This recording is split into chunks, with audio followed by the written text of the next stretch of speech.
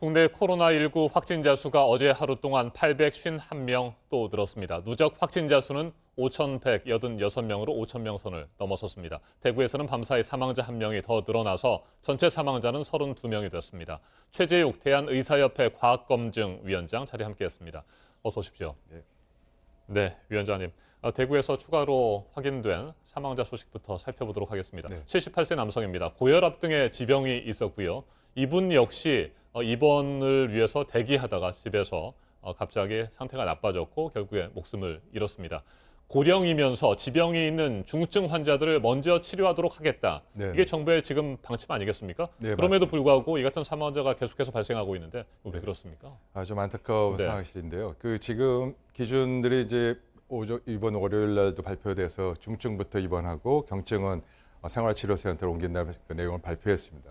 근데 그 부분에 이제 자세히 들여다보시면 이 환자 분류를 그렇게 하기 위해서 여러 가지 검사가 필요한데 병원에 입원해 있으면 입원된 분을 갖고 분류하기는 기준이 적절합니다. 그런데 지금 집에서 자가격리 기간 중에 대기하시는 분들은 그 검사를 받아서 분류를 하기가 어렵습니다.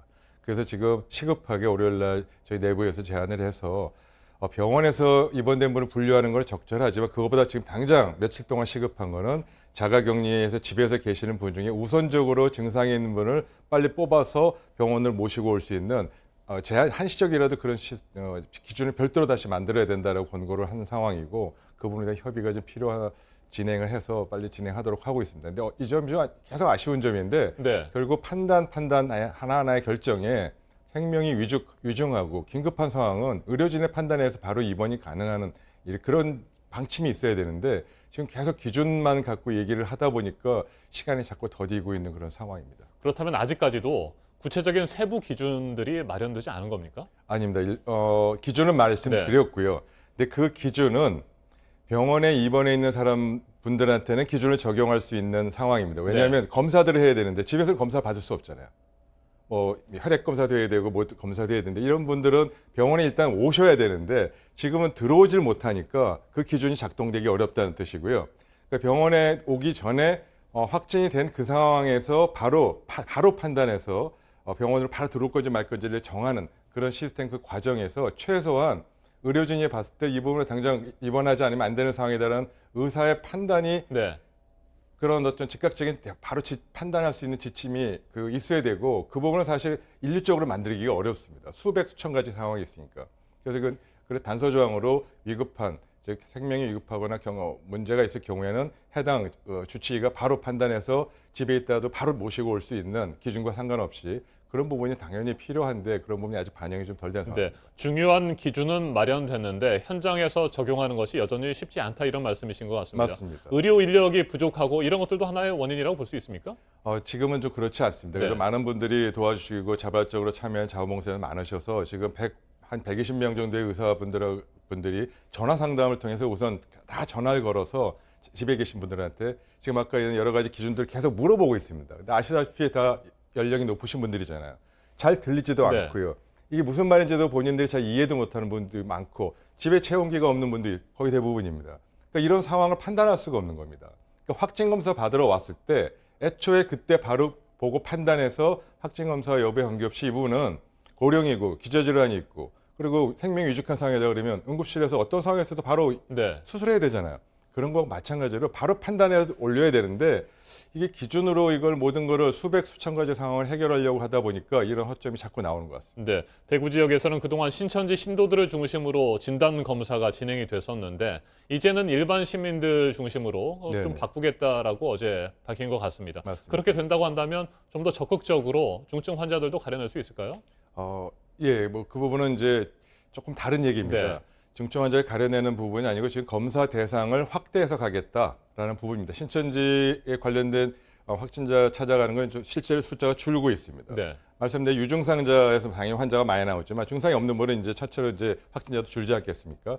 따라서 그 부분보다는 이제 지역사회, 대구 지역사회에 감염돼서 지금 잠재되어 있을 환자들을 적극적으로 찾아내는 노력을 이제 해야 되겠다라는 쪽으로 방향을 그쪽으로 전환하겠다 그런 뜻으로 이해해 주시면 좋겠습니다. 제가 이 질문을 드린 것은 그동안에는 뭐 증상이 좀 상당히 심각하고 지병이 있는 고령자임에도 불구하고 신천지 신도들이 아닐 경우에는 진단 검사조차 받지 못하는 일들이 있었기 때문에 네네. 제가 질문 드린 건데 네. 그런 부분들이 좀 개선될 것으로 예상하십니까? 네, 맞습니다. 네. 그런 식으로 개선될 예정이고요.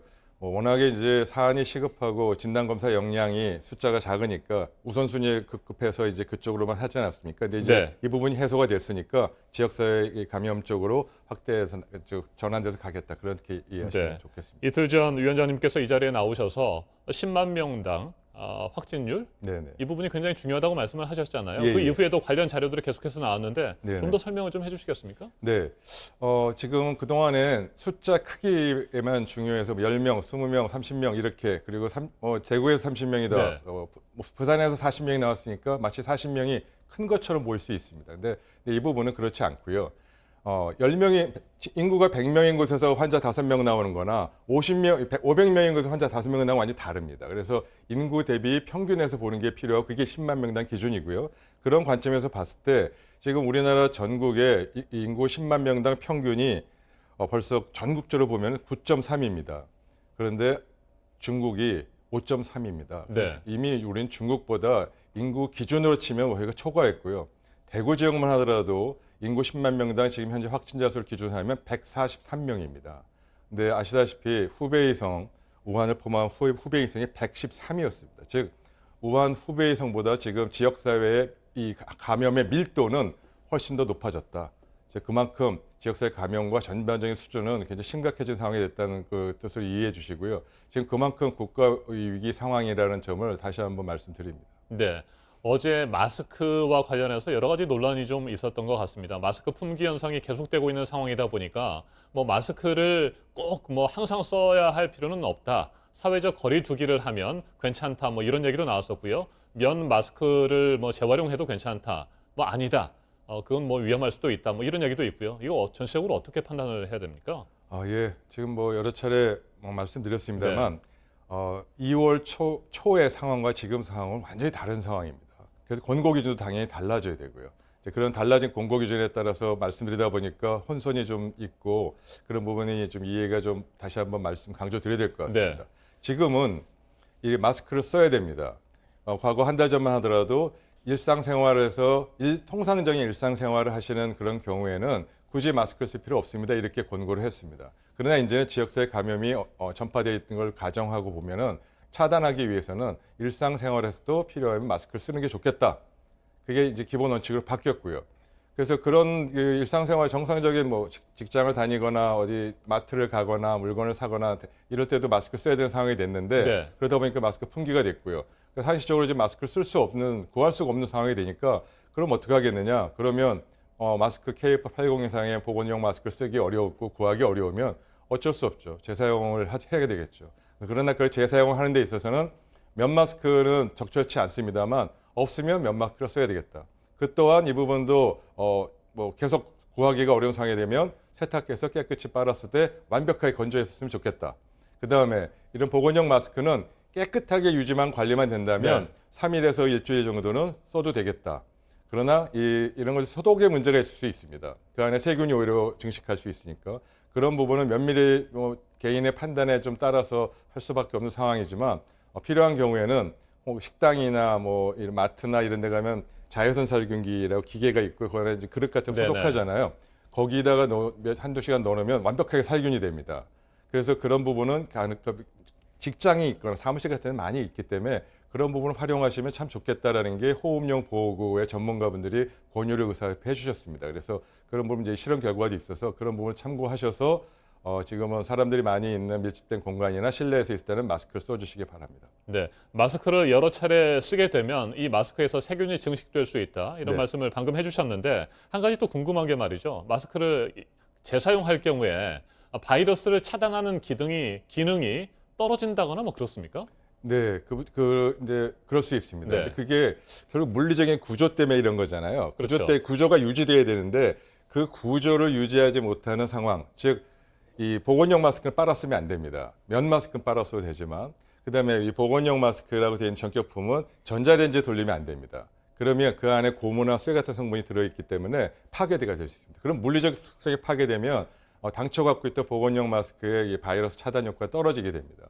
전혀 효과가 없지는 않겠지만 떨어지게 됩니다. 그래서 가능하면 그러지 마시고 그렇게 그런 데 돌리지 마시고 아까 말씀드린 대로 깨끗이 될 수 있는 깨끗이 쓰시되 혹시 가능하시다면 그 자외선 살균기에 이렇게 조금 잠깐 네. 놔두시면 소독이 되니까 그런 방법을 사용해 주시면 감사하겠습니다. 알겠습니다. 마스크 착용과 관련해서 뭐 여러 가지 혼란이 좀 있었는데 지역사회 감염이 확대되고 있는 현재 시점에서는 가능하면 깨끗한 마스크를 꼭 쓰는 것이 필요하다. 네. 네, 오늘 결론을 그렇게 내리면 될 것 같습니다. 지금까지 최재욱 대한의사협회 과학검증위원장이었습니다. 말씀 잘 들었습니다.